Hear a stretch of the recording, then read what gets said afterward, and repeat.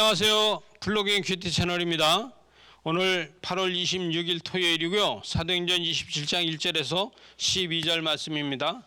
자, 이제 이런 변론이 다 끝난 바울은요, 이제 배를 타고 로마로 다 가게 됩니다. 그래서 로마로 다 가는데 이때는요, 고발을 해서 이제 가이사르에게 재판을 받으러 가기 때문에 그는 죄수의 입장에서 가게 되죠. 그래서 아달랴로 가는데 여기에 바울과 다른 죄수 몇 사람과 아구스도 부대오가 백부장 율리오가 이 일을 맡아서 가고 있다는 거예요. 그런데 여기에서 이 일을 맡아서 가고 있는데 아시아 해변 각처를 지나서 서서히 배가 갑니다. 마게도냐 데살로니가 사람 아리스도하고도 함께 이 바울이 가는데 시중을 들고 그러기 위해서 같이 가고 있다는 것이죠. 그래서 같이 가고 있고 이튿날 시돈에 대니 율리오가 바울을 친절하게 맞이한다는 거예요. 그런데 친구들에게 가서 대접받기를 허락해서 이 백부장 율리오가 이 친구들한테 가서 대접받는 것에 대해서 그래 가서 대접받아라. 그렇게 허락해줘서 이 시돈에서 많은 사람들에게 복음 전하고 기도해주고 그렇게 하는 것을 보입니다.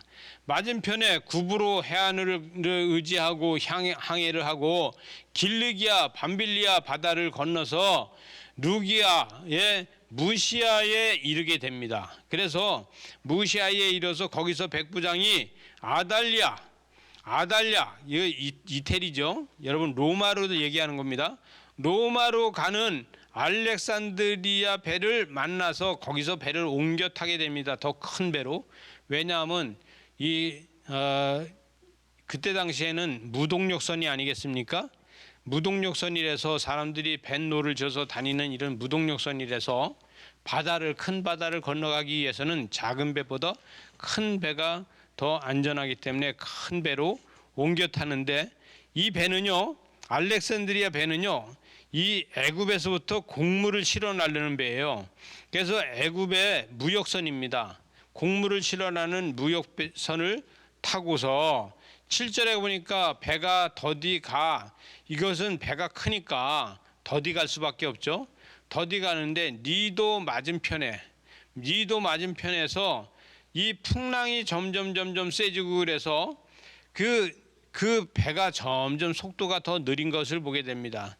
간신히 연안으로 가서 미항의 배를 가서 닿게 됩니다. 여러분, 여기서 그레데 섬이죠. 그레데 섬에 미항에 가서 배가 닿은 것을 보게 됩니다. 이때에 금식하는 금식절이 되었다는 거예요.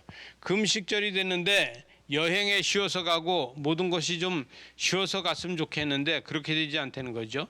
11절에 가보니까 백부장이 선장과 선주를 말을 이 바울의 말보다 더 믿는다는 거예요. 이때는 지금 바람이 많이 불고 추우니까 힘드니까 이제 이 시즌을 지나서 갑시다 이렇게 했는데 이 말보다 여러분 선장은요 하루라도 더 빨리 가고 배가 움직여야지 돈을 버는 사람이니까 그 선장이 하는 이야기를 더 많이 듣더라는 것이죠.